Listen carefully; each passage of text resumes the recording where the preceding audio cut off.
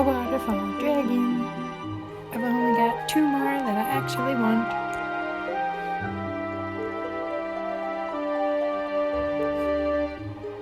And right now I'm trying my luck at breeding the recommended dragons to get Mr. Beast dragons. And I kind of like this one more than the other one. We'll see.